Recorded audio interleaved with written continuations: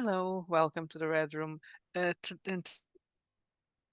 Comment on Pundit's video about Halloween advice for game masters, something that we said we're going to start doing more often.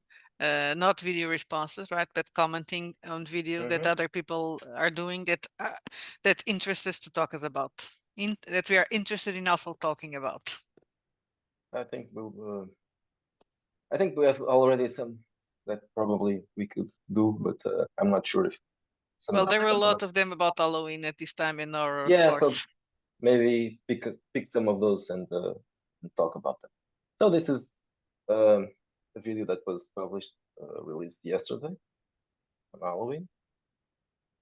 Hello, this is the RPG Pundit, the final boss in Internet Shitlords, and today I am talking about Halloween because it is going to be Halloween when this airs.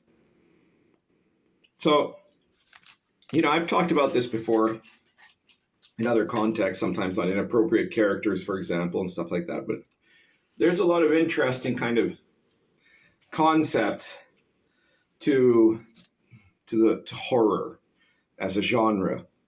And if you watch the latest inappropriate characters that we did, which was also the Halloween special, we spent there goes Meatball. We spent quite a bit of time talking there about different RPGs that are horror themed, and especially had this kind of debate about whether Call of Cthulhu is basically done, it's overcooked, and there's not much else to do with it.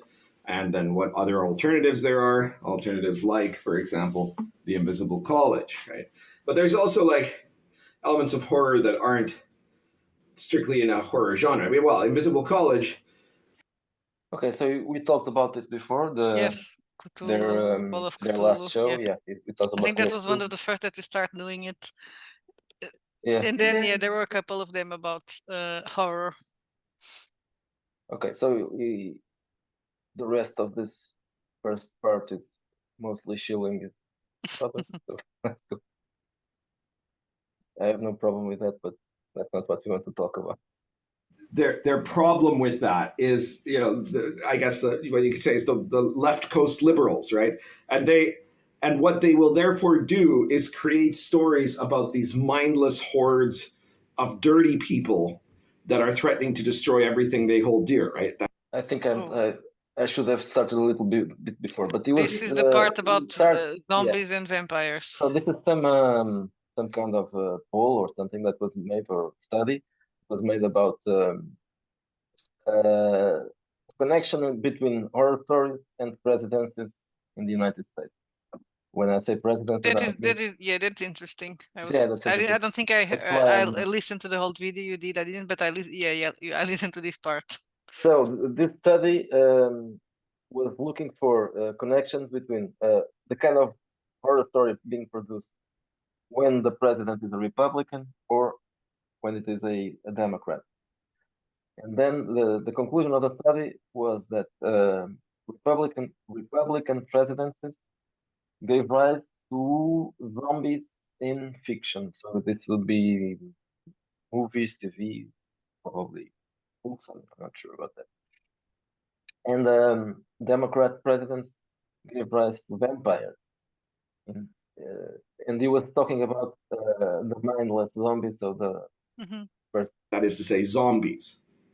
On the other hand, when a Democrat is president, you have this instinctual fear reaction that causes people to tell stories about these elitist bloodsuckers that want to drain the life essence of good-hearted people, of what is true and what is good. So therefore, vampire stories become more popular.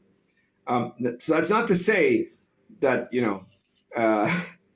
that zombies are all right wing or vampires are all left wing or something like that, right? And there's a lot of overlap. This is very kind of generalized perception, but it is an interesting correlation. It's not necessarily definitive proof of anything, but it's a very interesting correlation because obviously our horror. Okay, before we go further into this, I think we can talk about that. Yes, yes. This first I analysis. think this is interesting because I was remembering when I was first listening to the video that well, when Romero one thing that Romero said Yeah, about zombies, that they were the blue collars. proletarians. I think he said blue collars. Yeah, Yeah, the same thing. Yeah, they are the the blue blue collar, collar monsters. the blue collar monsters. And then that's a fact. They are mindless zombies. Of course, they are zombies and they are mindless. And the way they behave, usually, for example, in Dawn of the Dead, I think Mhm. they are The shopping mall. shopping mall consumers, and that's a blue collar thing. And Yeah, the danger is in their numbers. So a zombie by yeah. itself should not be very dangerous, but the Nords. No, I don't think the Romero was the kind of liberal Hmm. who shit on the on the blue collars, but probably this is a different kind of thing. A different No, I don't think it was that type of analogy, but it's the same. But probably meanwhile it was transformed. yeah, probably the latest stuff. I don't know. I think in these movies, what we That's see is supposed to be people, when you see the zombie arts shopping, you see how people are mindless and go on their life. So it's almost like a comment on our existence.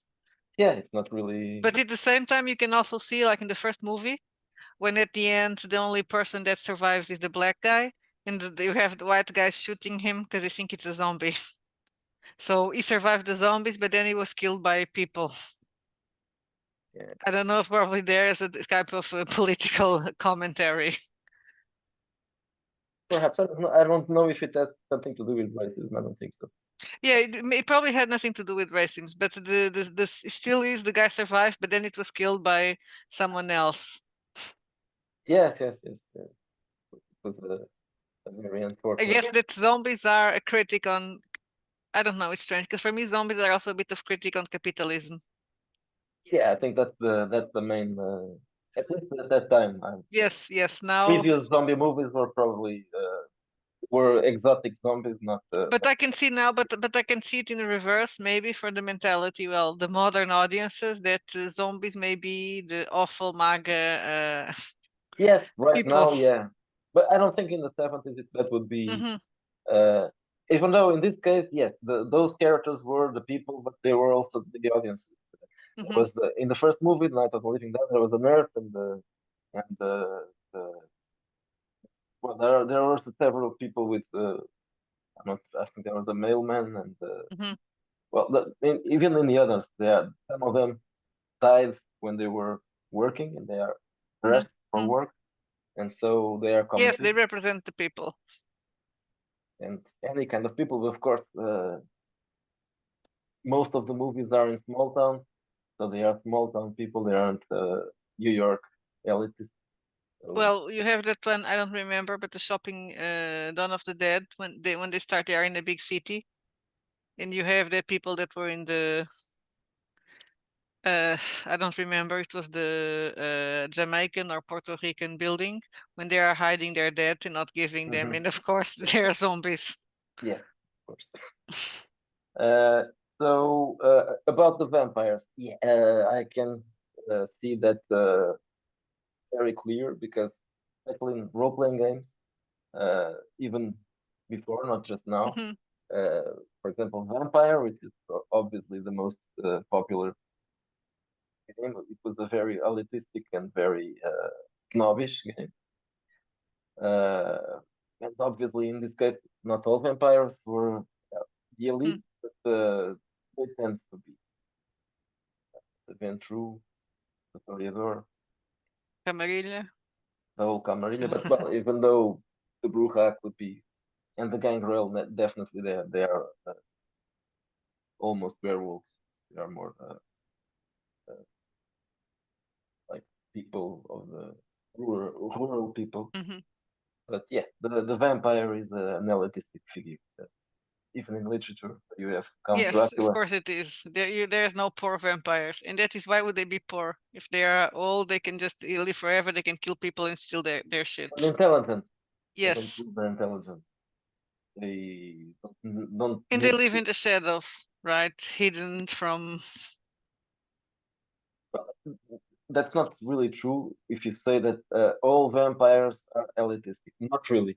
John Carpenter's vampires, they are just they are thieves and murderers, and they lost their minds.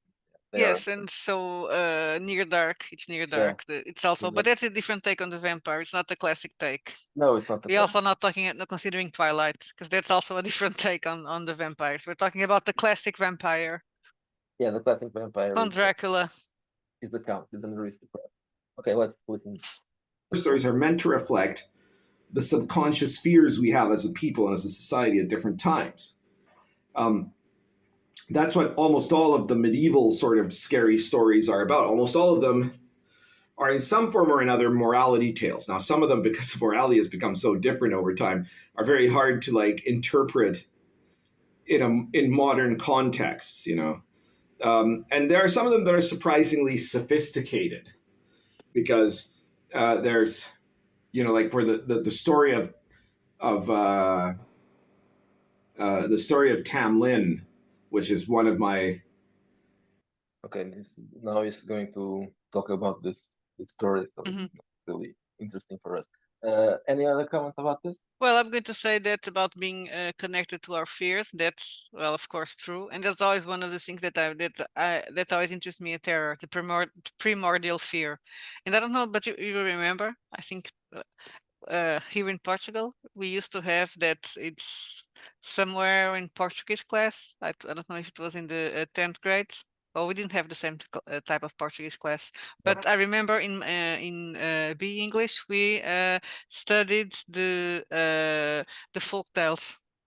We talked a bit about it and exactly the meaning and the symbology, which was very problematic. They probably don't took that out of the curriculum. Yeah, probably. I didn't have that. Almost there's a huge amount of folk tales, well, everywhere, not just in Portugal, that are about a beast, a girl and a beast, and obviously that's about sex. Mm. And if you see all those princess stories, well, it's not horror, but it's the same because all Yeah, original well, folk yeah, tales are very dark. yes, they are the origins of the horror story. Fairies and ghosts and demons. Well, we don't have a a history of horror tales in Portugal. No, not tales, horror stories and Mhm. horror writers, but we do have our tales. Yes. And Dark tales, the not so classical dark. folk tales that are based with similar with others, of course, 'cause they don't vary that much. But yeah, remember some of them, most of them was the beast that is like a snake Mm-hmm. Yeah. in the. Okay, for the next part, Pandit will talk about something more related to role-playing games, and Tamagel. he starts to give his opinion about this. And I think we have some minor disagreements here. I think. Well, I agree with what he says. I just don't agree that it has to be like that. But let's catch on to really hit home. I, it is my position that having an objective moral universe is something that needs to kind of be included for it to for everything that happens in it to matter, right? Like the fact that in a medieval story you always have kind of the Christian framework underlying it, and people say, oh well, but then why does it matter? Because whatever, because like the evil of it is always going to be defeated by the good eventually, right? Well, that no, but it's just the opposite, right? Is that then what happens? What it means is that evil is a corrupting force that needs to be defeated to restore an order that is fundamentally good, a world that is good, and people that are good.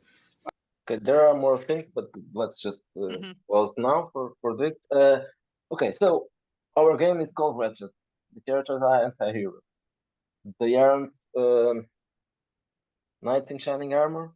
They aren't necessarily the good in the story, in the world.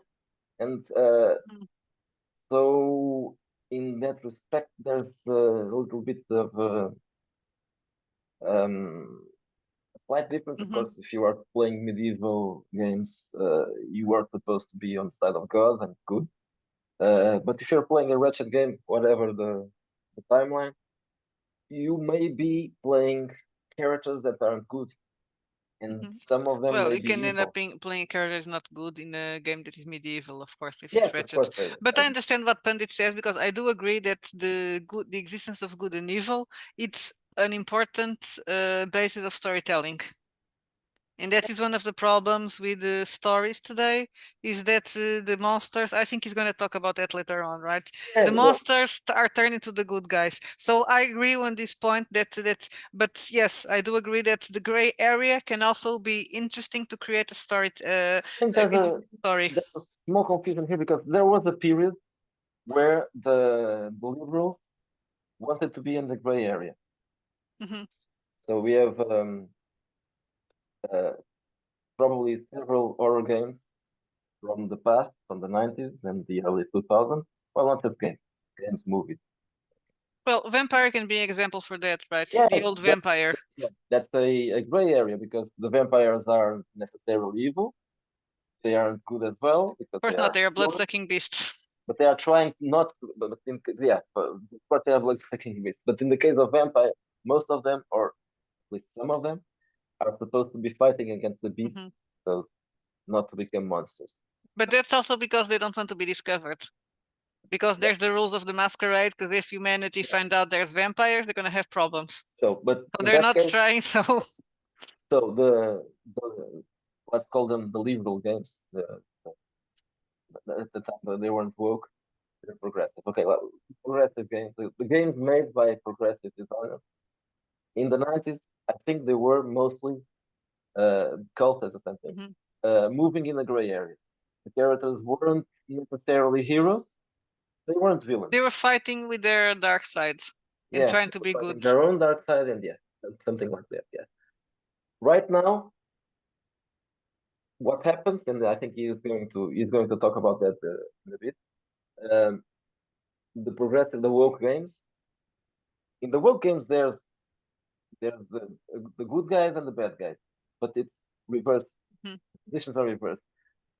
The bad guys, so the monsters, the the outcasts are the good guys in their games, and the bad guys are you and me and white people, the oppressors. So it's not that they aren't telling a good versus evil story, but it doesn't follow the common morality of the old Mhm. tales. It's reversed. Monsters are the good ones. So this is very postmodern. Yes, I'm gonna say it was stupid, but in basic. Because if you just take the same story and reverse it, that's also not new. I'm gonna say, for example, in our defense, not that we need to be defended, but the type of stories that I like to tell. For example, I'm rewriting Daughters of Darkness, and the one of the things that you have in that scenario is that you have two sides, or more or less three sides, opposing each other, but they're both in the end they're both bad. I like the idea that there are no good guys because nobody is 100% good or 100% bad most of the Yeah, time. well, I think we are stuck in time. Yes, and 90s. exactly. And well, the hero can the evil guy or a character that is evil can actually become the hero, even if he doesn't want to. And maybe we're stuck in time. That type of a gray area is more interesting I for don't me to think. tell stories. Yeah. I think well the pundits side is that of the myth Hmm. where the characters are the heroes. It's the classic. The protagonists are the classic myth. The protagonists are the heroes or aspiring heroes, and they are fighting for good against the bad, which is really bad. But the woke aren't that different Hmm. in the respect of there's a good side and a bad side. Hmm. It's just not the Yes, common but sign. what annoys me is that I'm a monster, but I'm just misunderstood. Yeah, that's it. But we And are in a people are different. oppressing me. Yes, we are in a We are in totally a different different. level. It's not the If same. they could find, yeah, they could find a more. There could be a more interesting way to turn the monsters into the good guys. And I don't remember an example, but I know we've seen that. Well, for example, I'm going to give an example of the Adams family. Yeah, Well, they are not supposed. they aren't the good guys. Well, Yeah, well, that's probably a they bad are. That's a example. gray area. That's a gray Hmm. area anyway because they are weird. but they are funny. Yes, I know that's probably not a They good. aren't too That's bad. not. That's probably not a good Well, example. I was thinking because of the second the movie. Nightbreed, It's the second movie when you have that girlfriend, Festa's girlfriend. yes, That's all that pink, one was and evil. she's supposed to be good, but she's actually the evil one. Yeah, well, Nightbreed Cabal. Yes, exactly. There's also a good example. They aren't really bad, and there's the bad guy is a person, or I don't know if Yes, he's it's a person, but he's crazy. he's very crazy. He's Cronenberg. Well, it's not Cronenberg. The actor is Cronenberg. And he's the bad guy. They aren't really good because They're monsters, they are monsters, and and they they do monster things, but they just want to be left alone and yeah. hidden. And if people don't go there and annoy them, they will They will just not be eaten. Yes. Well, the other example is the series that that's not a good example. Carnival that we're watching now. We don't know what is the good side and what is the bad side. I think this it's again the same thing. It's a gray Yes. area. They are both bad. They are all bad. Nobody is good in that But you could turn the monsters into yeah. Nightbread is a good example. yes, I think that even and even in that case, There's the also a 90s in the the a main liberal difference, film. of course, I think the main difference between things is for us there is no good side. There is a bad. Mhm. The bad is bad. In our stuff, there's always an evil side. But sometimes, Nobody is good. but That sometimes is or the usually there isn't. No one is good, but there is still a bad side, and the bad side is the common bad side. It's not. We are not reverting anything. Mhm. Our evil is Pure evil. pure evil, the usual pure evil. The difference is we don't think there's the equivalent Mhm. to the good side in the old tales. Our our good is not that good. Well, it's the best we can get, Yes, because we basically. don't agree. Yes, we don't believe in that purity in the paladin. That doesn't exist. And that the problem has become that people have corrupted themselves in some way, or that the world has become corrupted and it needs to be healed, to set right something that has gone wrong. So I think that that's almost always a more powerful story, and it's something that allows you to create a bigger stake to it, in that the you know there isn't going to be the hand of God coming down to do it. We are supposed to be the agents of the moral good. Whereas if there is no moral good, then it's just about getting out alive as long as you can, and in fact nobody is ultimately going to just get out alive of it in the bigger sense, right? There is also like one very big difference that we see tied to this kind of morality concept, which is that there's also the countercultural morality concept, right? So like in one of the big divisions in the horror genre is between horror elements that present the heroes of the horror elements are either, let's say, regular people or people of a special virtue, right? In the medieval stories, it was often obviously handsome princes or things like that, right? Or devout saints, right? Or things along those lines. Heroes, in other words. Okay, so Mhm. let's stop again. Or pause again. Uh, I think this is what we're Mhm. again the same thing that we're trying to convey. That there are these two sides, and one of Mhm. is the heroes. The heroes are fighting evil, and another version is the common people. And I think that I think we can say it that is Mhm. our thing, right? The Mhm. common people, like in Lovecraft, it's the same thing. Mhm. They are scholars or investigators or whatever, Just but not they are common people, janitors. just not That's them. something we talked in No, another movie. No, I'm common joking. people in the sense that they Not the are, chosen one. yeah, that's it. But that's They another are, thing that for what I understand from the modern gamers and modern audiences, everybody's the chosen one. yeah, those guys aren't. Even though some of the people who are doing story games right now, who are woke now, Mhm. before they weren't, before they were woke, they were just narrativists, and they centered usually on common people. But the common people in those earlier versions of the games they were common people, but they absorbed the story, so they were still the center of attention. It doesn't matter if they are the janitor, but the story is all about the janitor, so it's still the protagonist. Right now, they are the heroes because they are different, oppressed. Oh, okay, Uh, or regular people who rise up to become heroes, right? The hero's journey, versus what has become much more popular in the kind of the postmodern context, but was not non-existent before that. I mean, there are definitely stories in the Western and in other cultures um, that deal with this, which is the heroes as the outcasts, where usually that is a sign that part of the problem has corrupted some of society. One example in like a subgenre of the heroes as the outcast is the kid horror story, right, where you have some situation that none of the adults are trustworthy or are going to listen or could possibly understand or see what's going on, and so only the kids, who are in a way always kind of the a type of underclass in the society, I can don't agree the with plucky Pundit kids on can this come one. together and Sorry, I don't think the kids used in horror as a trope in horror stories because it's scarier. Because most of the time, the people that liked people start watching horror movies when they are kids, and when you see that the kid is the protagonist, I think it's a way to make the story more scary. But that's just my opinion, and not necessarily as an might outcast. maybe thinking about stories that are just about kids. Yeah, because I'm thinking I wouldn't say the kid as an outcast. All I the think it characters makes are to kids. make it more, to make it more scary.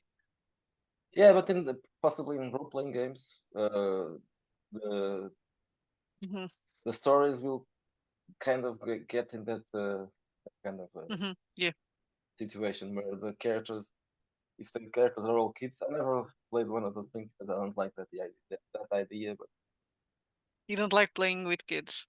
no, I don't like to play with kids. The kids will have a bigger problem than the adults, Mhm, though that can happen in games where strange things are happening. mhm, No one will believe you anyway. But if you are a kid, mhm, even less. stop the evil clown or whatever, and nobody else could help them, so it's up to them, right? And in this, there's a traditional context where the idea of the everyman hero who maybe later discovers he's a prince or something like that's the most classic, one of the most classic elements of myth, right? That is like literally what the hero's journey.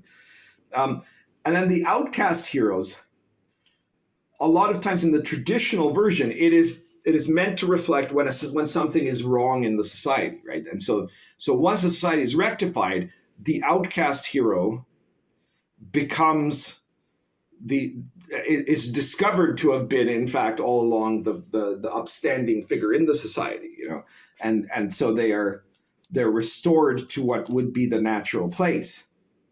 um, there can also be some outcast heroes that in particularly sophisticated stories that have to die before the end of that because they're actually, there's something off about them, right? That there's a flaw in them that cannot be taken into the promised land of the new world after the evil is defeated, and so you get that kind of the anti-hero guy who's probably supposed to die at the end, right?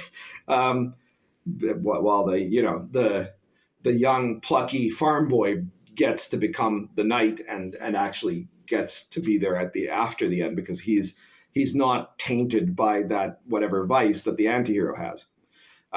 In a postmodern context of horror, of course, all this has also been severely altered. Before Let's before I proceed, mhm, I think I agree with that what he said now, and I think that's where we stand, mhm, right?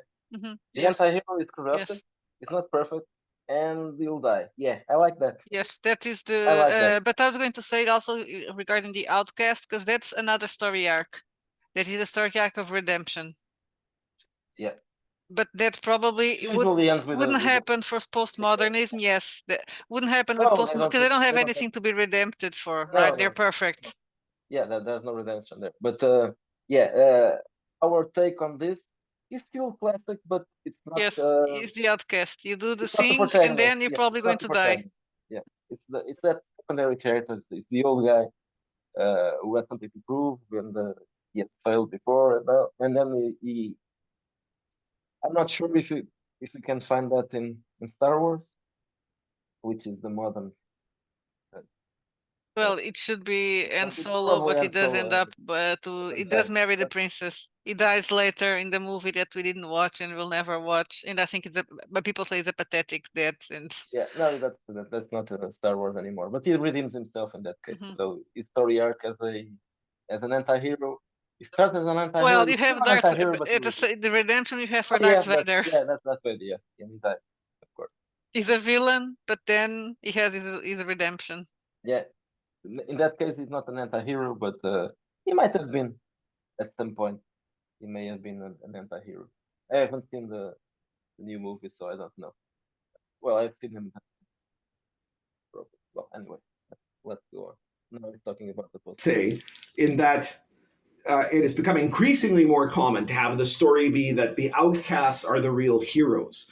And we've been seeing this in all kinds of contexts, including in Call of Cthulhu products, where they've like fetishized this into a critical race theory context, right? Of a world where the people of a certain skin color are are both oppressed but also the magical people who are the only ones who can do good, and the other people are basically maybe not even human. I don't know what what they're trying to say in it, but the there like in these versions of it, it's never about like restoring the correct moral order. It's about bringing down the entire order, destroying the entire system, um, and then having this illusion that after that the world will somehow be a better place with the collapse of the hierarchy, right? Horror stories are almost always, in the traditional context, about either the hierarchy falling apart or the hierarchy becoming corrupted from within or being assaulted from without by some terrible evil. It's they are by definition they're like the version the whole thing. Don't go into the woods. That's where the witch is. She'll try to give you candy, but then she'll eat you. Right? That's a horror story. It's a nursery. It's a children's story, but it's a horror story. And the whole message of it is to point out that if there isn't an element of a stable social hierarchy, and you go out to the wildland or you bring the wildland into the village, then what's going to happen are terrible, terrible things. And so like it's very hard for the postmodernists to make a good horror RPG or a good horror TV show or novel or whatever, because they have been brainwashed into believing that the ideal result, like I mean, how do you, this is what I said in Inappropriate Characters, how do you actually end up criticizing um, the Lovecraftian concept is about how like you're going to have um, the death of God, a world with no reason, a world where human beings are completely irrelevant and the cosmos is hostile, will create madness in people that will thrust them back into a new dark age, right? And like that, that's more or less. I'm paraphrasing, but it's more or less what Lovecraft described it as, you know. And the problem is, how do you make that even work in a society that is actually proved that Lovecraft was right? You know, that our society has collapsed into a new dark age, a dark age where we are told nothing is true, right? 2 and 2 equals 5, and whatever you imagine is just real, and you don't have the idea of objective truth is actually a criminal offense, right? In that world, that is the world of post Cthulhu, right? That's the world where the thing that Lovecraft was really afraid of, because it wasn't tentacles. Tentacles apparently grossed him out or fascinated him or something, but the thing he was afraid of was what kind of a society would exist in a world without meaning. It's the same thing that other people had figured out earlier was also really a big problem, right? Like, how do you live in a post God world, you know? That is to say, a world where the kind of paradigm of the medieval and pre-modern um, worldview, which allowed for an omnipotent, omniscient, omnipresent God that interacted in many different ways, and a world where there was a divine order to everything. Let's pause again.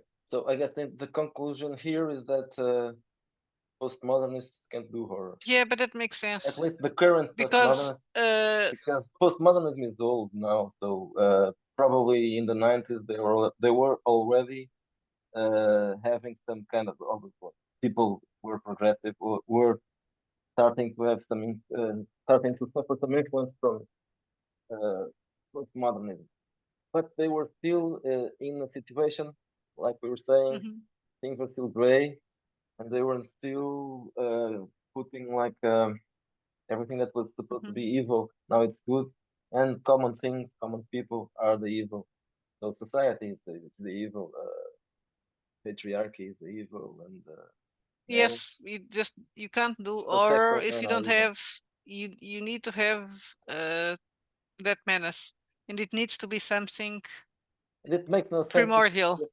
Yeah, but because society is evil. Normally it's chaos, Yeah. right? In a lot of horror Yeah. games, what's Yeah. going to come if talk about Cthulhu, or it's chaos. Yeah. If you embrace chaos, then you shouldn't be afraid to open the box. Yeah, that's the problem with the current wokeists, because they can do I agree entirely. They can't do horror, and perhaps that's what happened with Cult. And you need a moral compass to write a story. That is, to write a horror story, you need to have some sort of rules. I was remembering something about when Cult went crazy, and the craziest it went is that adventure, The Rocket Red Glare, which was never published outside of their own website store.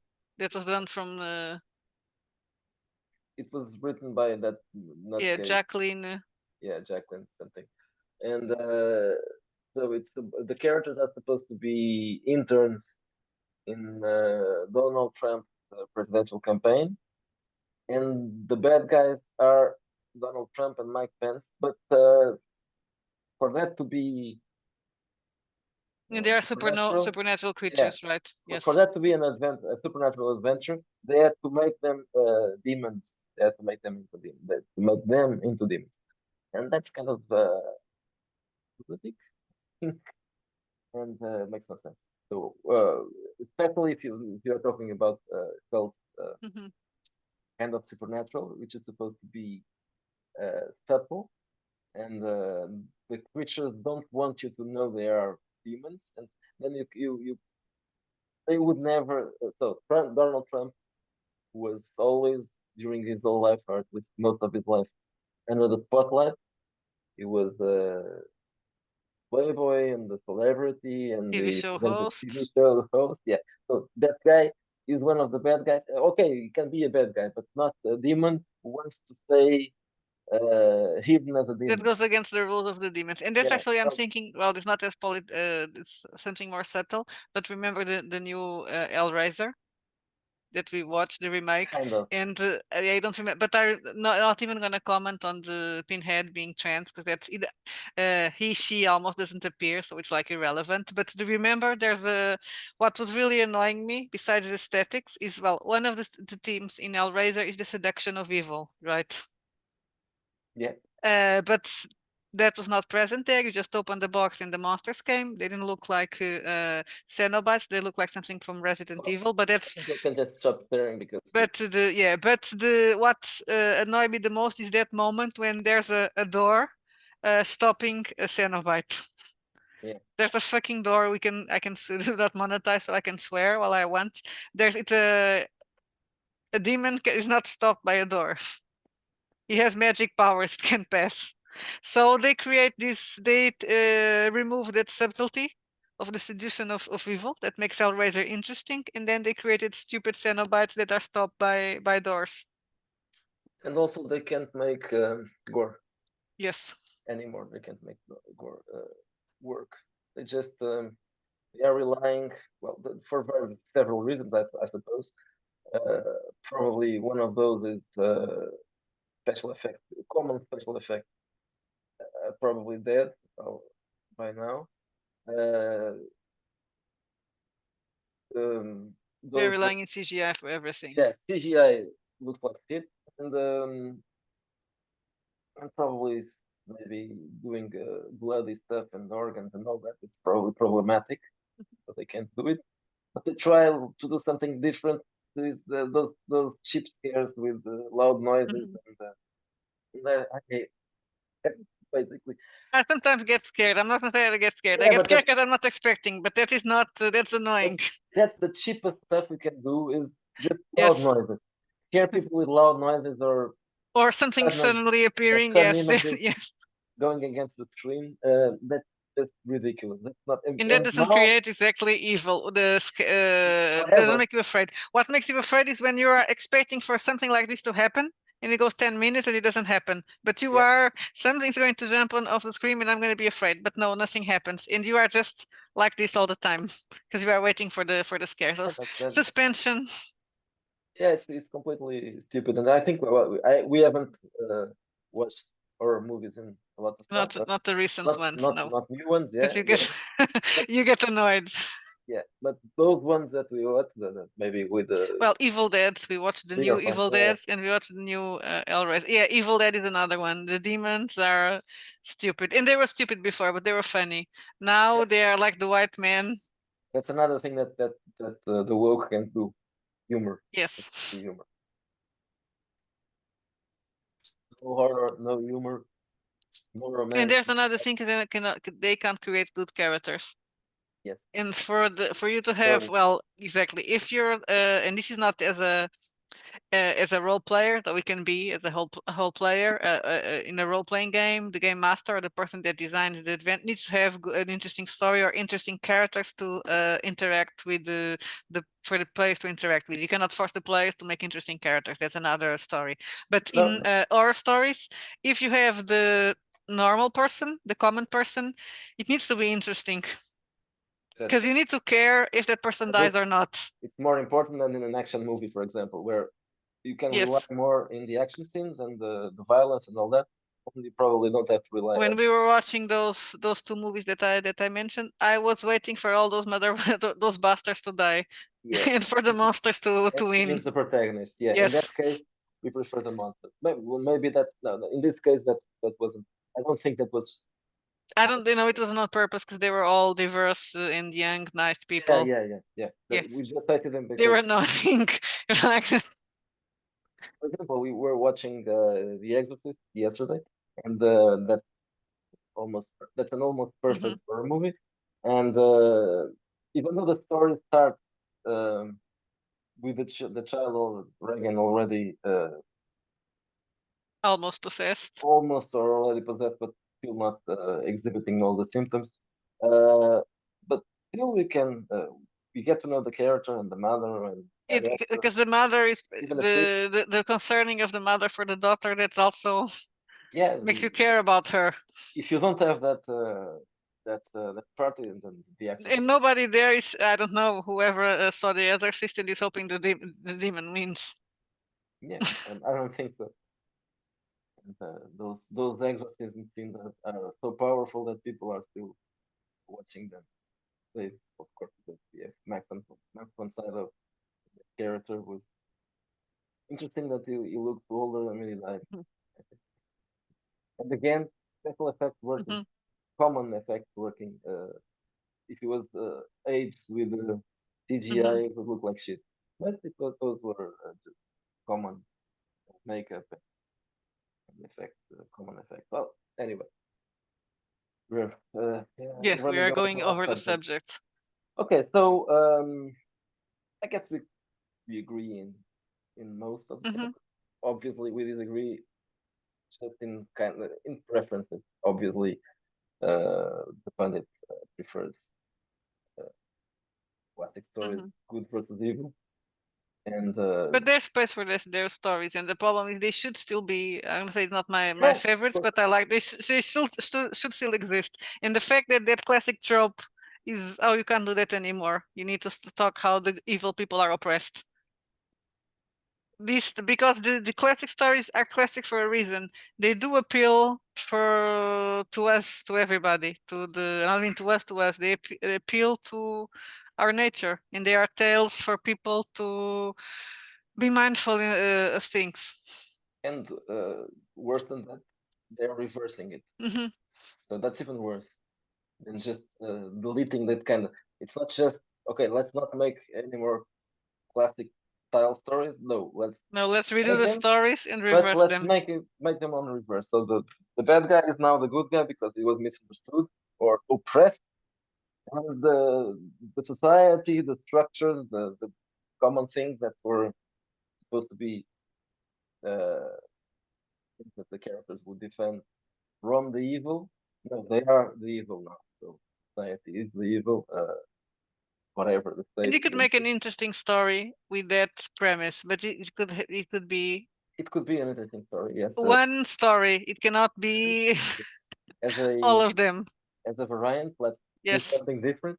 But right now, it's not do something different. But right now, to do a woke story is to do what everybody is doing. So it's not avant-garde. It's not really. It's not different at all. It's the same. And I guess that's Okay. enough. Yes, We're bored people. exhausted. Yes, Yes. probably we didn't bore anybody because we, they stopped it and went to do something. Okay, that's enough for today. Bye Bye bye. bye.